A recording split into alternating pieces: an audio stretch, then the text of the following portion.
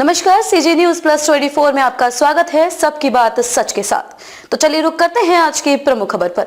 बहुमत के दुरुपयोग का इतिहास मेरी पार्टी का नहीं, कांग्रेस का है, बोले शाह।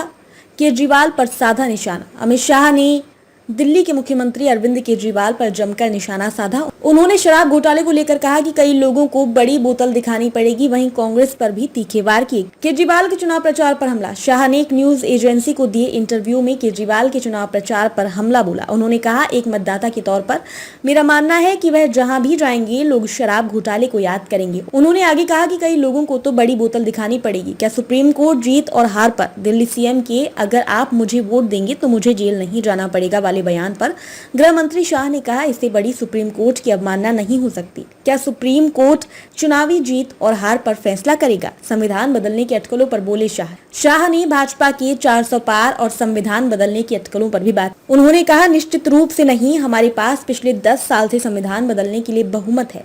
आपको क्या लगता है कि बाबा एंड कंपनी बोली और देश मान लेगी? देश ने ही हमें बहुमत दिया है। देश की जनता जानती है कि पीएम मोदी के पास पिछले 10 सालों से संविधान बदलने की पर्याप्त बहुमत है।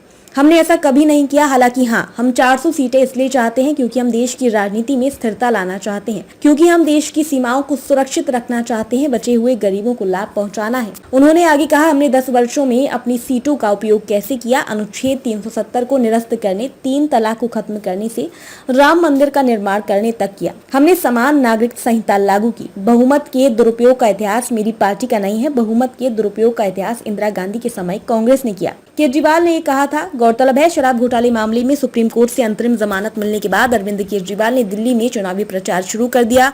प्रचार कार्यक्रम के दौरान केजरीवाल ने भाजपा पर निशाना साध कहा था, उन्होंने मुझे जेल भेजा क्योंकि मैंने आपके लिए काम किया। भाजपा नहीं चाहती कि दिल्ली के लोगों का काम हो।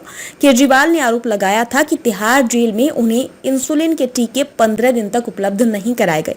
उन्होंने आरोप लगाया था, यदि मैं वापस जेल गया तो भारतीय जनता पार्टी मुफ्त बिजली देना बंद कर देगी, स्कूलों को खराब कर देगी और अस्पतालों और मोहल्ला क्लिनिक को बंद कर देगी। उन्होंने लोगों से भारत के लिए वोट करने को भी कहा था। केजरीवाल ने रविवार को कहा था कि यदि लोग आम आदमी पार्टी को चुनते हैं तो उनको दोबारा जेल नहीं जाना पड़ेगा।